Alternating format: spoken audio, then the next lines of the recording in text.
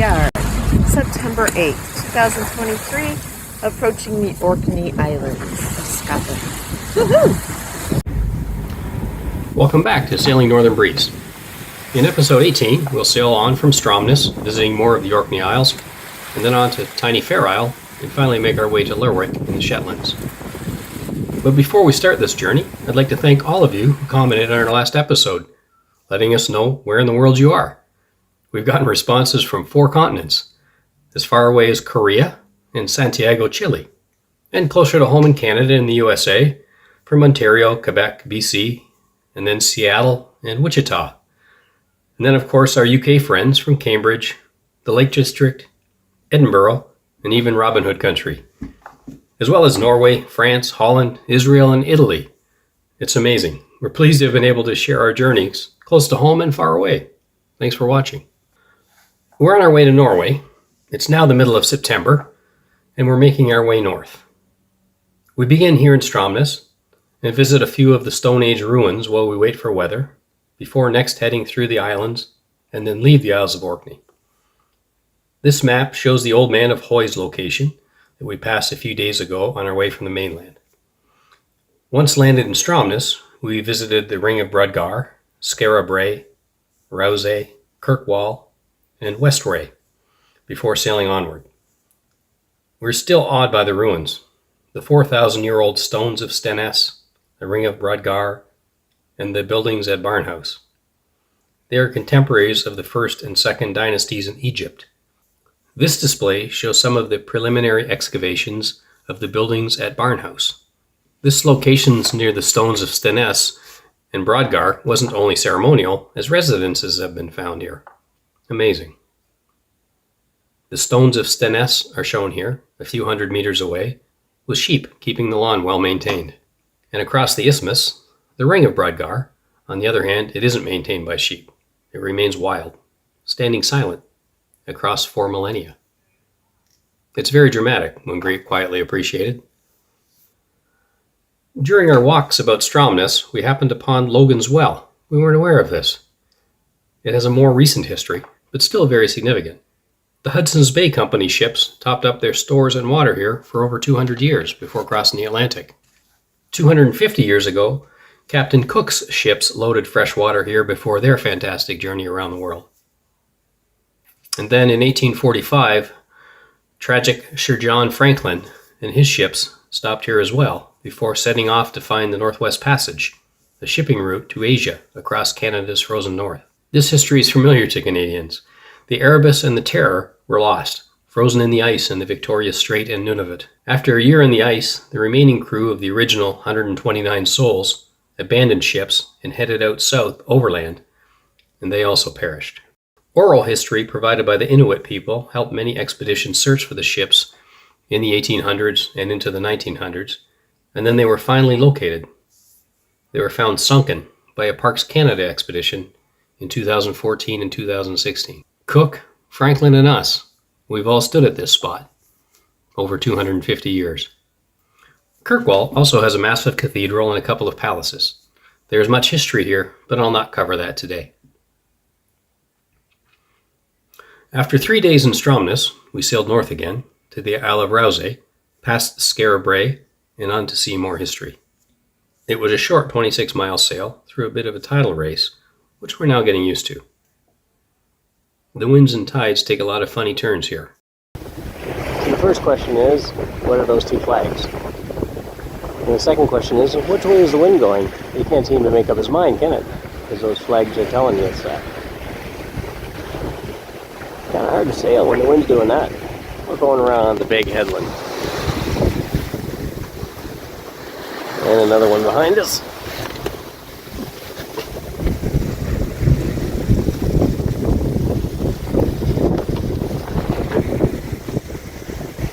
We've arranged a tour for the following day with Paddy McGuire of Rousey Tours to see this small island. Paddy was great and gave us most of his day at a good price, sharing a lot of knowledge of the island today and of its distant past. Paddy told us of Rouse and the many neighboring islands that we could see, some inhabited, some not. These funny little birds, oyster catchers, were the entertainment during our lunch on the North Shore. We lapped the island counterclockwise, seeing the vastness of the sea and the ruggedness of the coast. There are very few trees on these isles, so no real protection from the wind. Our first Neolithic stop was at the site of Midhow, where we entered a tomb and a broch. Which is nearly 5,500 years old. The rounded structure to the right, just directly below us here, is a broch. The tomb was built in the Iron Age, over 30 meters or 100 feet long, with stone walls over 3 meters or 10 feet thick. The remains of 9 individuals were found crouched in these stalls, with another 16 individuals also discovered in the tomb. It was excavated in 1933, and soon after a structure was put in place to protect it. Close by, a few hundred meters away, is the Midhow Broch. Brochs were communal living structures built on the Scottish coasts, also in the Iron Age, often within sight of each other, perhaps for protection. They are also huge stone structures, but they served as living quarters with a well and a hearth discovered in the Midhow Broch. We then visited a smaller tomb at Blackhammer. It is of similar design and also now protected by a roof.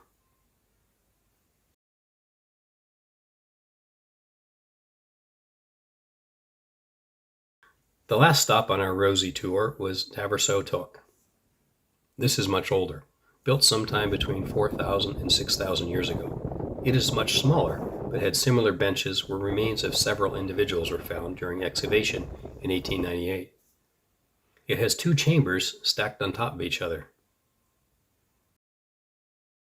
So when this was excavated by, because of the picnic thing, right, by Liza, was the bottom one also excavated at the time, or just this top one was? They were down a bit. They didn't dig it out completely. It was only Grant in the 1930s that meticulously took every piece of rubbish and stuff off it and got to the tomb. This wiggles. Everything wiggles. In fact, you can see the benches quite clearly there. Yeah, it's the first time we've seen the benches still in place. Yes. All 4 of them, and then the tunnel. Yeah.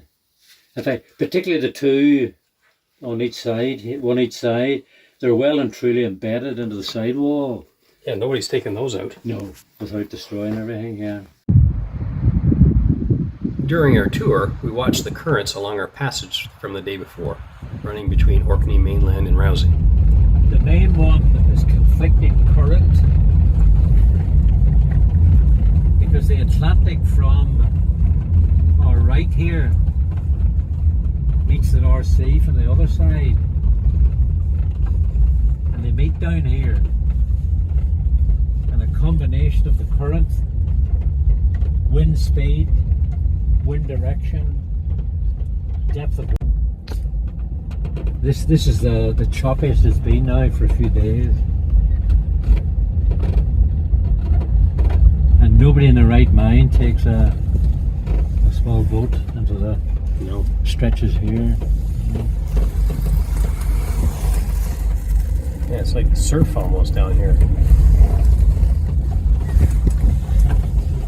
The little island here is called Ain Hallow. Originally, Ain Helga was its name, which means Holy Island. And this was the other island that was cleared of people, much smaller scale, but for a different reason. It was owned mid-1800s by a guy called Colonel Balfour, who also owned the island Donegal Way.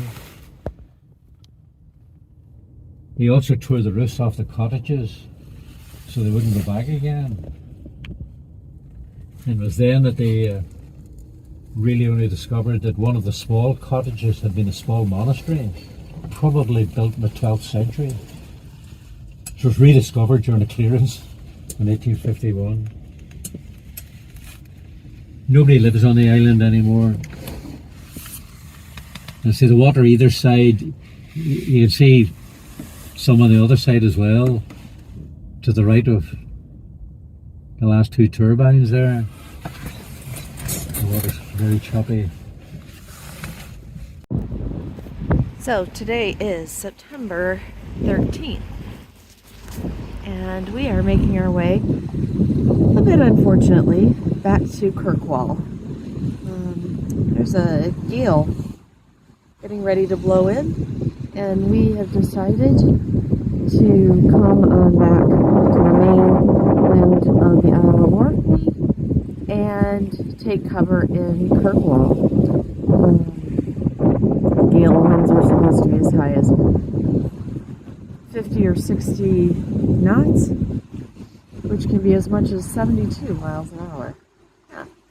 So, this is town of Kirkwall. It's 9:30 in the morning. First time we've come into port without sailing all night this early.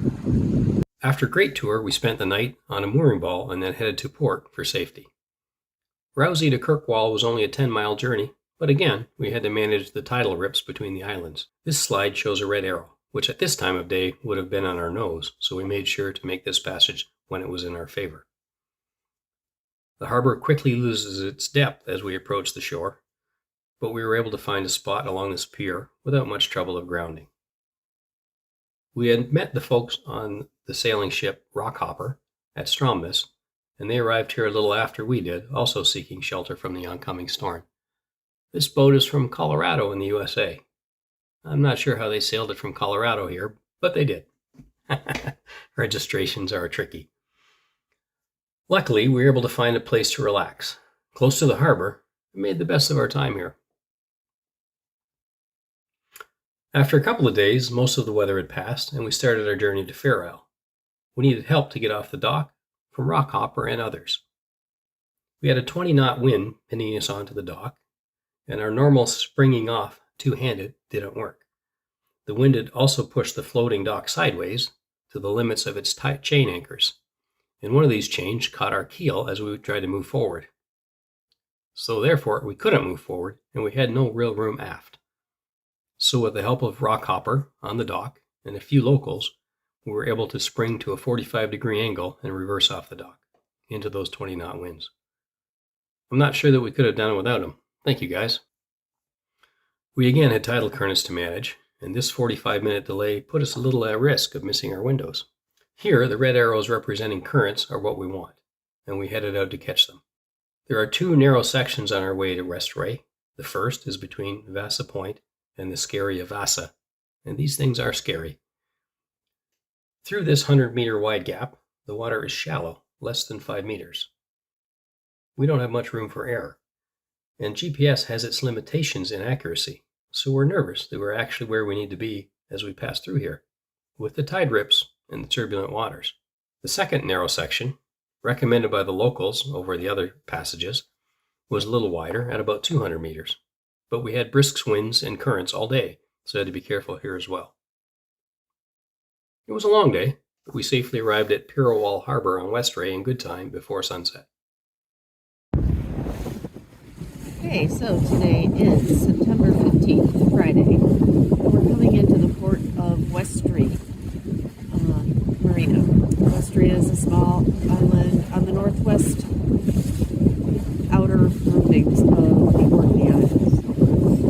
As you can hear the wind, it is a cold day and windy. I'm glad to get all attached up to the dock and call it a day.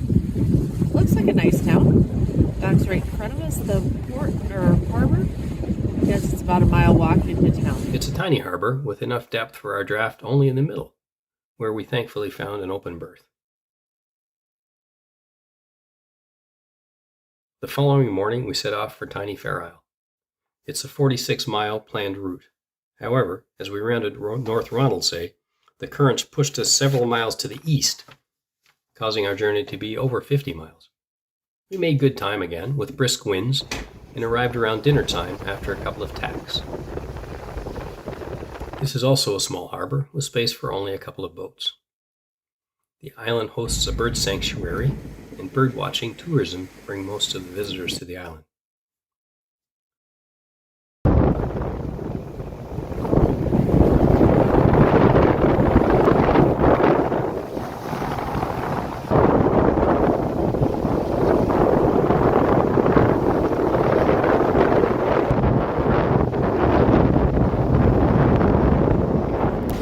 First sight of Shetland. Woohoo! Hard to see here, but there it is.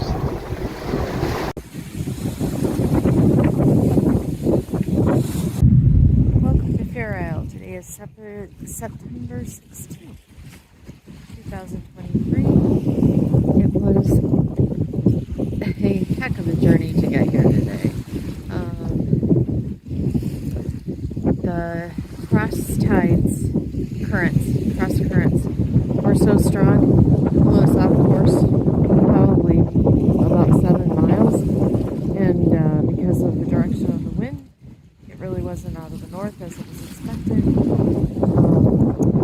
struggled to pull up the wind and get back on course. But we did, and we're coming through the north side of Fair Isle. Right into there.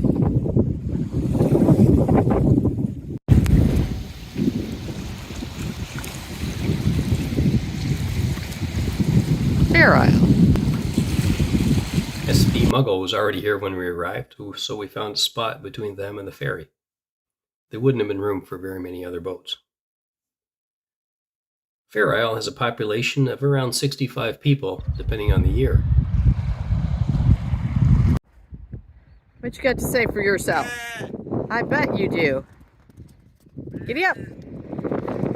It is very pristine and beautiful. We saw lots of birds and sheep, and only one local who was doing some work at the pier. This place is well worth a visit for serenity and nature.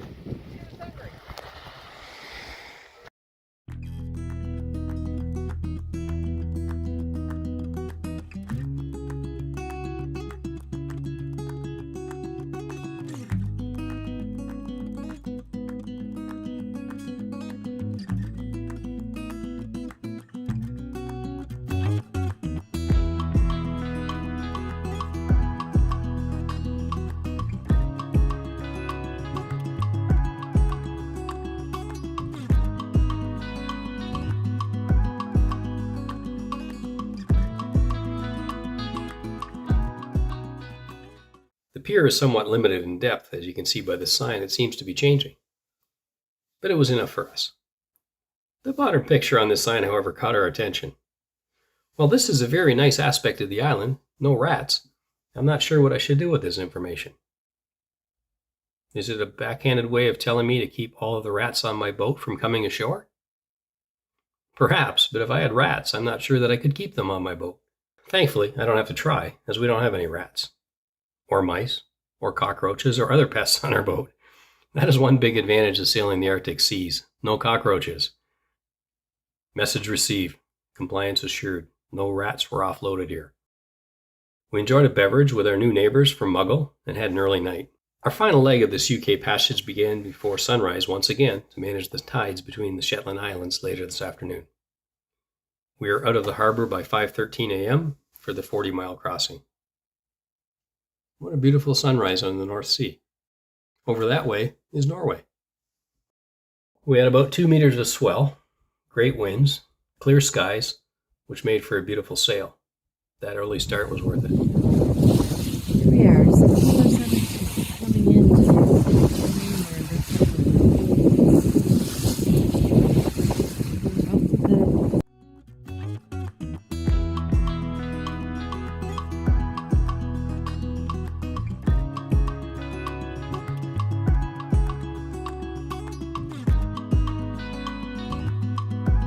As we approach the islands, we see one of the most intact brochs, the Broch of Mausa. It is the tallest broch still standing, at 44 feet or 13 meters tall. Unfortunately, conditions weren't appropriate for anchoring, so we did not stop to visit it today. looks beautiful in here, right? No big deal. But out there, the swells are substantial. Every once in a while, it hits the northern breeze right on her starboard back quarter and takes us through. We had a calm entrance into Lerwick, past the Lerwick Boating Club, a tiny replica Viking ship, and into the visitor berths next to the Albert Dock on the Victoria Pier. So that's it for episode 18. I'll wrap up with a couple of things. We arrived at our last port, before the 200-mile crossing of the North Sea to finally reach Norway. We'll wait here for a weather window and cross in our next episode. That crossing starts out with patience, then some nice sailing, and finishes with a little excitement. And thanks this week goes out to Patty McGuire from Rousey Tours and to the folks on the docks, the local harbor master at Stromness who took time out of his Sunday to help us fuel up, and importantly to the locals and the crew of Rockhopper who helped us off that floating dock chain at Kirkwall with a 45-degree spring off the dock. We'll see you all soon in our next episode.